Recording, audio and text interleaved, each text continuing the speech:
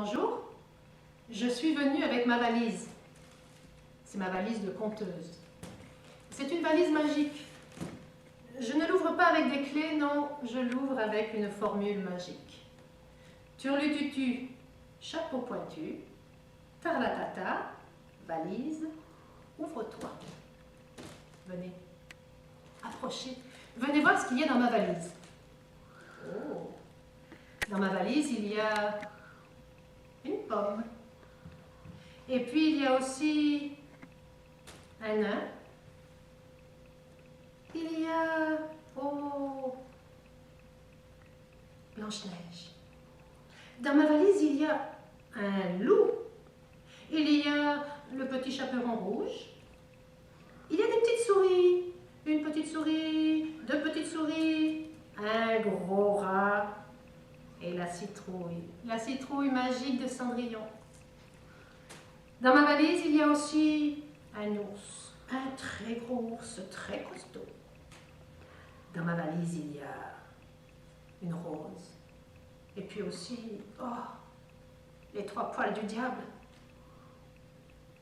Dans ma valise, il y a le portrait d'un conteur. Un grand conteur, Monsieur Andersen. Monsieur Andersen, il avait des grandes oreilles. Et il écoutait toutes les histoires qui passaient à sa portée. Un jour, il a entendu une histoire qui venait de loin, sur un gros bateau, une histoire qui venait de l'Orient. Dans cette histoire, il y avait un sorcier.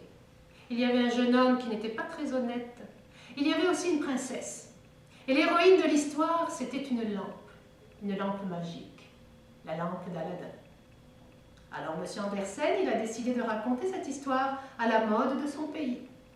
Et dans l'histoire, il a mis une sorcière, il a mis un jeune soldat pas très honnête, une princesse. Et la lampe magique, eh ben, c'est devenu un briquet magique. Devinez quoi? C'est moi qui ai son briquet.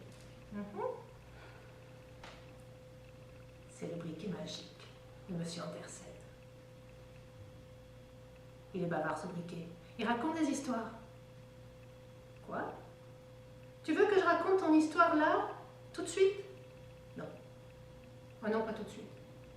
Non. Les enfants, si vous voulez écouter l'histoire du briquet d'Andersen, venez nous écouter le dimanche 20 mars à Waterville, à la salle communautaire, à 10h15.